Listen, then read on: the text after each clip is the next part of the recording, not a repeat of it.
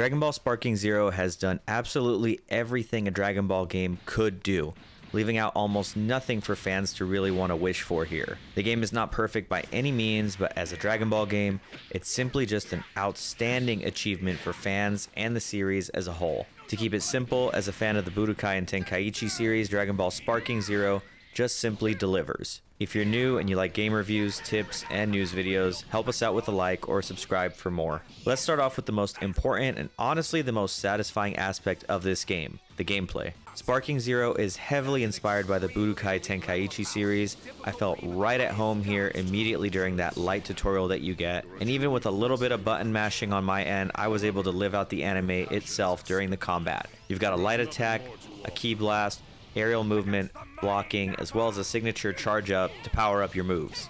When it comes to those signature moves like the Kamehameha or Final Flash, it's as simple as just having enough ki to perform, holding the right trigger or R2, and pressing either square, triangle, or circle if you're in that sparking mode. Sparking mode, by the way, is the final stage of your power up, allowing you to have an unlimited combo and a super move that does a ton of damage like the Spirit Bomb. The game doesn't have crazy button combinations to help pull off these signature moves, which is honestly something that I enjoyed. The focus here is to chain together your combos on your opponent and unleash these moves when they least expect it or are either flying off from maybe a heavy attack. It's real easy to block moves, and pro players will even be deflecting your attacks when you're trying to pull them off. I'm going to call out IGN here for barely playing this game, guys, because honestly, they are claiming that there's no depth to the combat, which is the only case if you play story and you're able to just spam ultimates against the AI. I think the AI on normal is not good at stopping that sparking mode, so it's kind of like a little exploit here, which is clearly something they were doing. Take that shit online though, and you will get your ass handed to you. I immediately jumped into the training mode to learn how in-depth this game really gets, because saying that this game has no depth is just a flat-out lie. Every character has the same combos with variations based on how they play. Broly, for example, is a lot slower. He plays differently from someone like Gohan. That training mode will actually show you how many different combos there are, as well as chains, startup combos, finishers, grabs, and even the aerial launches and counter vanish system, which is something that you really have to master, especially if you want to stand a second online against these sweats. To wrap up what I think of the gameplay, it's complex, it's rewarding to master, and it keeps the intensity of the game fast and feels true to that whole epicness of the battles that you see in the anime. Especially with the small cutscenes that you get when you're launching one of those supers, which by the way is different for every character. Speaking of the characters, you've got 182 to unlock. This is the most in a Dragon Ball Budokai Tenkaichi game ever.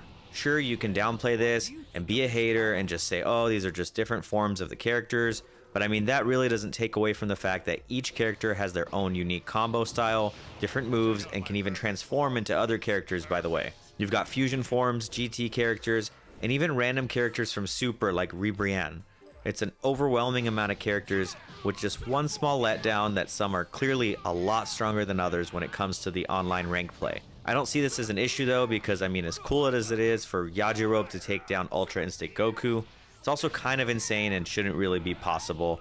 But I mean, don't get me wrong, I've seen it online. There are people that are just that good and they most try hard and were able to do something like that. A really great part of the character unlock system is that so much of it is just old school again. It's tying you back to just playing that story mode, playing tournament mode, and even custom battles to try to unlock some of these characters. You can use Shenron, or you can use Super Shenron for a wish to unlock some, or you're able to wish for some money, buy some from the store if you'd like, if you have enough Zenny. I mean, it feels really good again to be able to unlock so many characters without spending a dime of just real life money here. I mean, at least temporarily till, you know, the new packs drop and other things are out to buy. Usually with any other game, I'd be upset at this, you know, and call it out for being bullshit and greedy. But with how much that really comes with this game, I honestly, guys, have zero issue with any DLC that's coming, any of these battle passes or whatever, because honestly, I still haven't even managed to unlock everything in this game so far. That's how much there is here. Another key thing to really point out is that the characters are a little balanced here when it comes to the whole DP ranked battle system. DP ranked battles rely on character points with stronger characters that cost more points. You're going to be choosing 5 and you only have a max of 15 points to use. So you're going to have to balance what type of characters you want to use, because clearly you can't just use the most OP characters because they cost the most. To give you guys some perspective, I'm just going to come out and say I am a fighting game casual at its finest. As a kid, I stayed up super late till maybe 3 or 4 a.m. just mastering Budokai 3, mastering those techniques, memorizing the combos, and basically just running constant tournaments against my friends or even the CPU on hardest difficulty. Today, I work full-time, I have no time or patience, let alone the skill to really master these types of games and systems. I normally will buy fighting games like Street Fighter and Mortal Kombat just for fun, run the story, play, a little bit against my friends and maybe my nephews, and just call it a day. Online for me is just way too sweaty. It's plagued with like lag and sometimes input delay, and it's really just never really that fun for me. For the purpose of this review, I did want to jump into online just to try it out, and I immediately got hooked in one of my first public matches. You jump into a room and you're waiting to queue up against your opponent. You can spectate or just hang out on your phone, do whatever until it's your turn. But once you fight them, you can either break the streak that they're on or lose to them and add to that streak and just queue up again to fight. I was in a room with 4 people. I was able to take down the champ on my first try and then queued up as the king of the lobby to try to defend my title. The game was fun. I barely had any input delay on my end. I mean, my internet felt great, felt fine. And despite most battles just turning into vanishing behind each other constantly, which by the way guys, it's anime canon, it happens a lot in Dragon Ball Z, trust me. As a fighting game casual, I really didn't expect to really just like enjoy the online on this level, but I did, despite some, obvious ass beatings that I was getting from the other people on the other end. Another huge point I want to cover are the different modes and what you're going to be doing in each mode. I'll start with what I thought was the most disappointing mode, and honestly guys, it is the story mode. I think it's a huge mistake here to have this mode basically be still images with some voiceovers, which at times, they are just missing, by the way, and they just lead into just these fights. You've got fights from the beginning of Dragon Ball Z all the way to Dragon Ball Super. The amount of content here is simply awesome, but the lack of cutscenes for, a $70 game here just feels lazy, and it just feels like a huge mistake on a mode that, honestly guys, I've played that mode the most. You're able to take on the story from the perspective of 8 different characters like Vegeta, Goku Black, and even Cooler. You're even able to divert the story by making different choices that didn't happen in the anime, which can lead to some really cool what-if situations. These secrets are unlocked by defeating characters either fast or using a specific move on a character to wrap up the fight. I haven't fully discovered all of these, but again, I've seen some online. Secrets in a game are just something that we've all missed, versus buying that new character or buying a new storyline. I think it's a welcome, old school addition for us old head Budokai fans. You've also got Custom Battle Mode 2, where you can basically create your own storyline to play through. Once you beat that, you're able to upload it online for others to try out. It's something that I honestly haven't really dabbled in enough to know if it's any good yet, but it sounds intriguing. I won't really comment on it until I play it a lot more. And then on top of that, something that I usually love from the old series, which I've played a lot already, are the tournaments. You've got 7 different tournaments with different rules. These 7 can be played online or offline, and will basically also unlock some different characters for you when you do win, so I highly suggest you play this mode.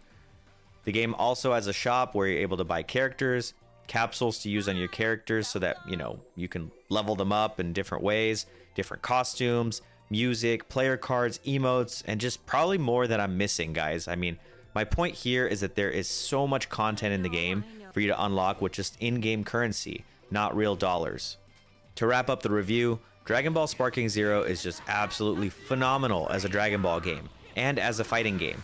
I think there's depth here with the gameplay, including many different counters, combo chains, even these vanishing combos.